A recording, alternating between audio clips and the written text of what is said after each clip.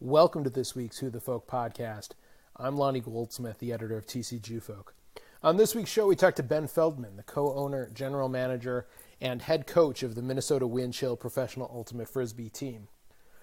We talk about Ultimate as a Jewish sport, the growth of the game in Minnesota, and how youth teams have an opportunity to play on the field at a Wind Chill home game on this week's Who the Folk podcast. Ben Feldman, welcome to this week's Who the Folk podcast. Awesome. Thanks for having me. You are the general manager of the Minnesota Wind Chill. That's correct. The professional Ultimate Frisbee League team here in Minnesota. That's correct. Playing out of St. Paul. Yep. How did you get involved with that organization? Yeah, so I've been playing Ultimate for a long time, all the way back. Started in Hopkins High School. Got brought to practice by my good friend Adam Reinhardt after bowling league, where we were on the bowling team.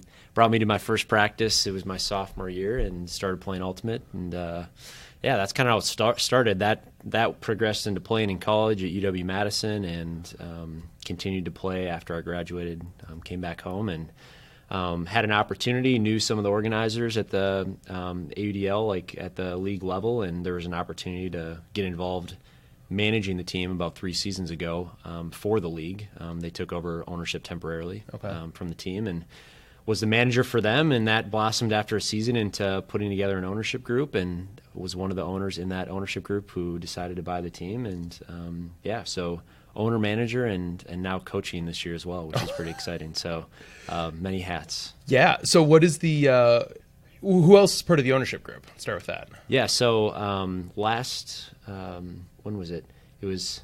Yeah, ownership group is 3 of us. So majority owners, Omar Ansari, who's the founder and majority owner of Surly Brewing Company. So Omar and Surly have always been big supporters of the Ultimate community, sponsoring teams, running events and tournaments. Omar played way back and is really passionate about it. So they were a sponsor of the team at first, and then after that kind of turned into ownership interest. And so it's Omar, myself, and then Jim Mott as well, who's another individual at Surly who's been there for a long time, very close with Omar, and more specifically Jim has kind of been the face of Surly Ultimate, kind of the sponsorship and the interaction with the teams. He's kind of driven the Ultimate side of Surly and the partnerships that they do. So very into the Ultimate scene. And so it's the 3 of us, and we're going on. This is going to be our 2nd season together as an ownership group. 3rd season with them as Surly as the main sponsor. So what's it like coaching a team at this level? I mean, this is the pinnacle of the Ultimate world, I would assume, a professional nationwide league. Yep. What's it going to be like? What's it been like so far in the build up to the season, which the home opener is the 20th of April? Yep. Yeah, so a couple weeks out, but this is I've coached, I've played on the Wind Chill for several seasons, so I'm very familiar with the league and how it operates, and obviously as a manager and owner, how that works.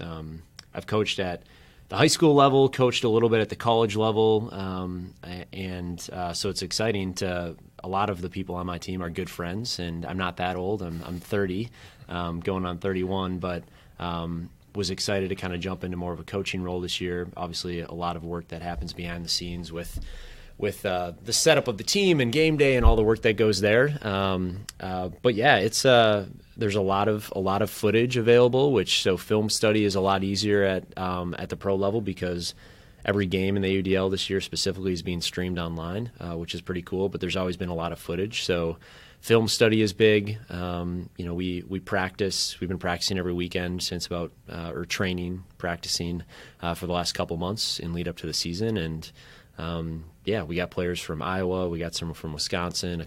We got a group from Winnipeg. So we bring some outer towners in. Or this year specifically, we have quite a bit of out of metro talent on the team. But team's working really hard, and it's a lot of fun. But yeah, a lot of preparation and strategy goes into it, most certainly. So are you going to play this year also as a player coach role? No, You're retiring. Yeah, so I'm retired. That's correct. Yeah, I decided to retire and become a coach. Personal life outside Ultimate with work, and actually building a new home, moving in this summer, and I'm married, so trying to keep the relationship in good order. It's tough to, with all the work, it's just tough to stay in shape. When had the opportunity to come in a coaching role, and excited about it, and so coaching this year and putting the cleats on hold, so for the betterment of the organization. So where does the team practice in the off season? It is Minnesota. Winter ended, a few weeks, 5 minutes ago, really. Yep. And it could snow again by the time you've heard this. Where do you find indoor, like field house type space somewhere? Yeah, so tryouts are usually in early February. We do it indoor in dome space, so we rent dome space across the metro. Kind of depends where availability sits, and we have probably a handful of indoor dome practices in February and March. We're now outside, so we're practicing primarily on turf fields. There's a lot of cost that goes into that, as everyone knows dome time is not cheap if you're in the sports organization industry in Minnesota. So, we find our time and have our 2-hour practices and get the most out of it we can, and spend a lot of time training. So we have a couple different training partners in the metro that twice a week we're training as a team, and then ideally practicing at least once or twice a week in the preseason. Once the season starts in April, we play almost every weekend, so we're traveling or competing. That's really that's where most of the practice occurs, is actually during the games, because of the schedule. Everyone has full-time jobs. The players get a small stipend. Their expenses are covered, which is a big cost as a team, and saves them a lot. But everyone's got their own jobs or things going on, so it's tough. We don't practice 7 days a week, unfortunately. The players don't make enough money to be prioritizing that over their jobs. So, it's a spectacle to watch, and the league is growing. A lot more sponsorship interests. Our games are now streamed, so it's pretty exciting. There's a lot of movement and progress happening at the league level and at the team level. Who streams the games for people who are interested and want to watch? Yeah, so the league has a broadcast deal with Stadium Sports. It's on. That's a pretty new player, but quickly growing as a player in the space. Most people with DirecTV or a cable subscription have access to Stadium. They also are on you can on Roku or on Smart TV. They have an app as well. So one game a week across the league is streamed. A game of the week, 15 weeks. 2 of those 15 involve us, so one home, one away, and then AUDL.TV is the new subscription service for the league, which just rolled out this season.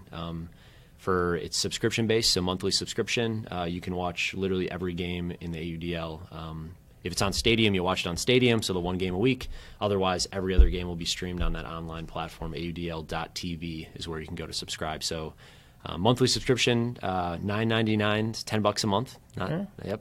Pretty reasonable. So that has taken off way faster than the league expected. We're 1 week in, and drastic number of subscriptions coming on board. So figuring out that platform and that interest, and it's exciting. So this is the first time the Wind Show would be streaming our games live. Okay. We've done 1 or 2 here or there, but every game this year will be live streamed, which is pretty cool, both home and away. That's very cool. So what is it about Ultimate? Now I'm very familiar with it, having grown up in the Midwest and played it at camps growing up. At Herzl Camp, they started a clinic, which the Winchell are sort of involved in as well, over the summer with the Herzl Ultimate Clinic. It feels like a sort of Jewish sport, if you will. Is that sort of the perception nationwide, or is that just my own myopic Minnesota-centric view of it? Yeah, I think the later is probably very true. But I mean, no, like Hopkins in the Metro specifically, Hopkins High School has obviously a large population that attends Herzl for whatever reason. Ultimate became, and that's how I got introduced, because when I was in high school and back in 2004, 2005, 2006, like people were playing Ultimate at Herzl, and I didn't go, but all my friends were playing. I'm like, what's going on here? I think that helped drive some interest locally within the Jewish population, most certainly. If you look at now Minnesota Ultimate, the high school league in general, like it's one of the biggest high school leagues in the country. I mean, there's 80 or 90 teams that play at the state tournament every year. There's a blossoming middle school program. I think the Hopkins program and the development, like that certainly helped accelerate things. But now you have Edina High School, who has a massive program and arguably the best team in the state right now. Really? They've been Hopkins. Your alma mater's not going to like hearing that. Yeah, I know. But like both the open division, the girls division, middle school, like taking off drastically, which is really exciting. So nationwide, though, I mean, it's an easy sport to adopt at a youth level. All you need is cleats and a disc and an open field. So it's easy for players to get involved with the sport initially. But yeah, it's growing significantly, and now when you think about concussions and concerns with sports like football and even soccer, like it's picking up a lot of traction there as well. Just with it being a non-contact sport, certainly very diving around, and there's still non-contact injuries, but some of the concussion stuff is a little bit less of a concern in ultimate than a lot of other youth sports. So I think it's gaining a lot of traction there as well for that reason. And again, from an expense standpoint for a parent, I mean, as a parent, that's that's something important that we look at when our kids want to do activities, that you don't need $500 worth of pads. Right. It's cleats and a disc and group of people, and away you go. Right. Yeah. Field sport. I mean, there's not ice time. There is indoor ultimate time, but typically, most teams are playing just in the spring or fall and spring sports, so it's outdoors. But yeah, $10 to $15 for a disc and a pair of cleats or tennis shoes, and that's all you really need. So it's easy to get involved, and it's a great cross training sport. A lot of athletes at the youth level play it for cross training purposes, because it's from a conditioning perspective, it's a lot of running and cutting and running around. So I think it's you have track teams, and you got other schools choosing it as their second sport already, because it's just something that gets them in shape and is a really good workout. So, is there a concern that kids may not stay quite as involved over the long haul, because if it's sort of their second sport, that maybe it's easy to drop it if the first sport becomes too much of a you're forced to prioritize, and that's the one that goes away? Yeah, I think you see that overlap a little bit in ultimate in Minnesota is not a varsity sport, it's a club sport, so resources are limited. I think the benefit of that is that there's a little bit less restriction on travel and when you practice and how often you practice, so it gives the programs a little bit more flexibility to travel or go to different events or tournaments when they don't have like the varsity sanctioning restrictions on the program. So there's a lot of talk about at what point does ultimate become a sanctioned varsity sport. There's pros from a resource perspective, some cons from how you operate potentially if you look at it, if you go away from the grassroots nature of it. But it's interesting. Some states have, I think out east, there's a couple states who have made it a varsity sport, and I think eventually it will probably get to that point. There's just not. It's very clear right now, like coaching or finding coaches, it's challenging to find enough coaches for the teams, the middle school teams and the high school teams. So I think at some point, by making it more of a varsity program, maybe there's some added resource there for either from a coaching perspective or field time, things like that. A little more structure potentially to help the sport. So we'll see what happens. But it's picking up a lot of traction. It's exciting to see. So how has, I should ask, the Wind Chill been involved at that grassroots level, at the school level, in terms of helping to grow the game and grow interest in it and sort of make it more vibrant at that level? Yeah, I think as a team, like we've tried to impact in a couple different ways. Exposure for us with the platform that we have, having played at like Vikings halftimes or done things with Minnesota United. I think just exposure of the sport inherently, the more the earned media we can get from the local TV stations about the sport, like the more people are seeing us at those large levels, the more exposure it's getting, and the more kids it's piquing their interest to want to go to find if their school has a team, right? So we feel a lot of responsibility at that level with our platform to do that. I think youth involvement otherwise, we're doing some stuff at halftime this year with middle school teams to give them a showcase opportunity at our game day, which is pretty awesome, which we rolled out this year. We try to get involved with youth, with camps like going to Herzl and interacting with kids in different environments in that fashion. Last year we worked with both Pinky Swear and Hope Kids, some local organizations, to try to get kids and families involved with game day. And, we ran this winter, a boys and girls indoor small round robin tournament in Eden Prairie that we kind of picked up and ran last minute, have 5 teams in each division competing, just trying to create more opportunities. Minnesota Ultimate is the local kind of governing body for Youth Ultimate here. They run the leagues, membership style, and they do a ton of great work as well. So figuring out how we can incrementally add opportunities on top of what they're providing is where we focus, and I think that's where we end up putting a lot of energy at the platform level to just grow awareness of what we're doing in the cities in Minneapolis, St. Paul, to get more kids playing. That's really the focus. Well, it's clear with the growth of the game and the number of schools that are picking it up, and the fact that Hopkins may not be the best high school team in the state. I think I think, and at least I don't know for sure, but they're very competitive. They have good games in both divisions. No, that's good. So.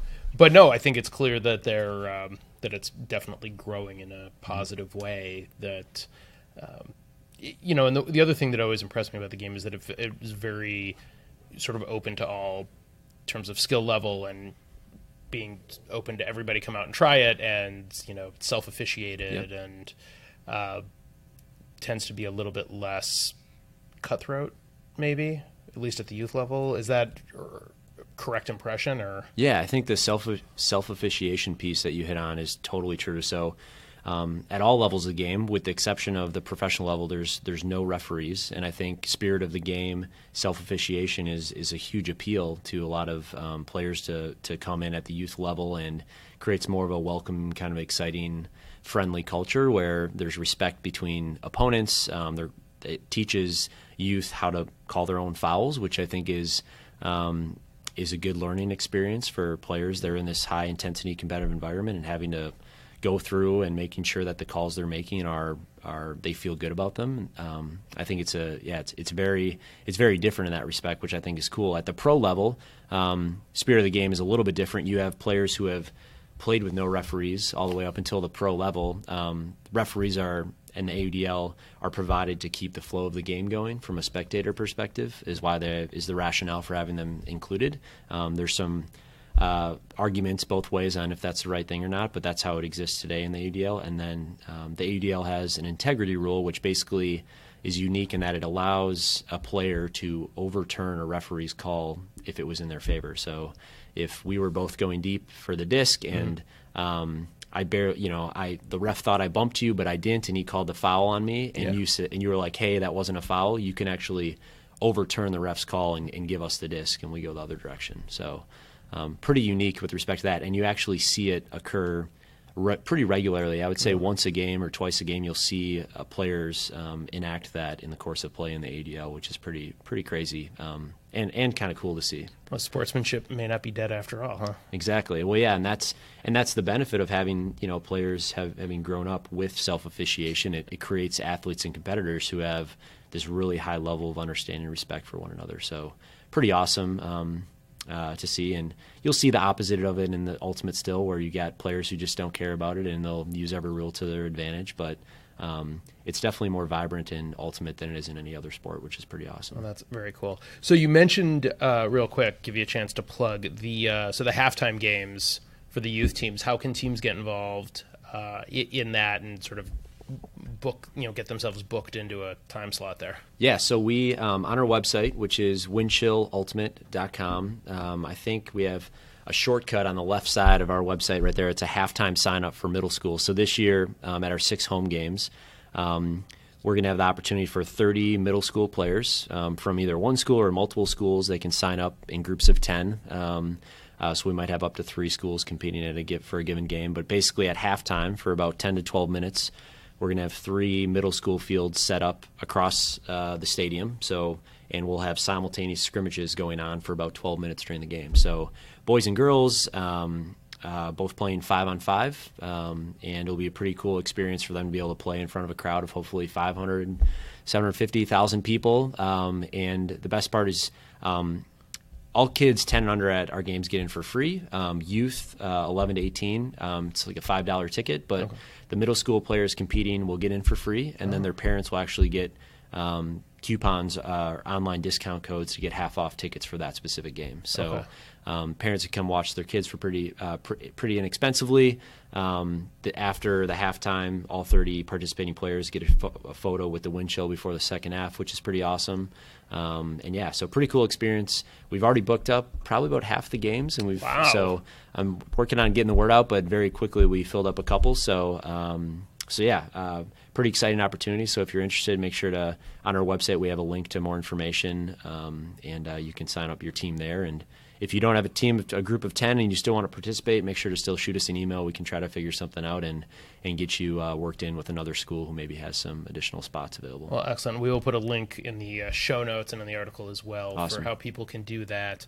And the home games are at Seafoam Stadium, which is Concordia's stadium in St. Paul. Yep, right? Concordia St. Paul. And then one of our games, and the one game in May that we have, is actually being held at TCO Stadium, the new Vikings practice facility in Eagan. Very cool. With the big, we have a Jumbotron at all of our games, but we'll be in their big outdoor stadium. Pretty amazing facility there. We're pretty excited for that game. We also have the opportunity for that game as well. So, make sure to come check us out. All we got inflatables. We have a balloon artist at our home opener, food truck. For the parents, we have a beer garden in stadium. Surly's available on the sideline. So pretty cool game day. You know a guy, I would hope so. Yeah, we might know a guy on the team who has a beer connection. So we're pretty excited about game day experience this year with the new venue and what's going on there. So check us out. Well, excellent. All right, so April 20th against who do you play for the opener? Yep, Chicago. So Chicago Wildfire coming in town. Okay. We played them last year on our home opener and actually went into sudden death overtime where we won. We actually won. We won twice. They actually pulled Chicago incorrectly pulled to us to start the first sudden death overtime, and it was caught midpoint. So we had to redo the point. Pulled the disc to them. We got a turnover, scored, and won the game. Okay. Anyways, so pretty exciting opener last year. Hopefully we win again, but maybe not in such tight fashion. So we'll see how it goes. A little more breathing space would be nice, I'm sure. That would be ideal, especially as a coach now. I would imagine. All right, last couple questions and we'll get you out of here. Your favorite Jewish food? Oh man, I mean this sounds pretty basic, but like matzo ball soup is just There's nothing basic about matzo ball soup. I mean, yeah, it's always the go-to. That's got to be it for me every time. Yeah, that's what I look forward to. My mom's obviously, Sure. So, and favorite Jewish holiday? Oh man, I mean, the gift side of Hanukkah, I still we don't do one present a day anymore. That got cut off pretty early, but nothing wrong with some gifts. So I got to be kind of straightforward there with Hanukkah again. So Can't go wrong with that either, yeah. though. Yeah, we'll take it. That's perfect. Well, Ben Feldman, thank you so much for joining us, and good luck this season with the Wind Chill. We appreciate it. Yeah, thanks for having me. Thanks again to Ben for joining us this week. If you haven't yet, please subscribe, rate, and review the podcast. We're available on Apple Podcasts, Google Play, Stitcher, Spotify, most other places you listen to podcasts these days. If you have any suggestions for a good podcast guest, please email it to me. You can reach me at editor@tcjewfolk.com. Thanks so much for listening, and we'll see you next week.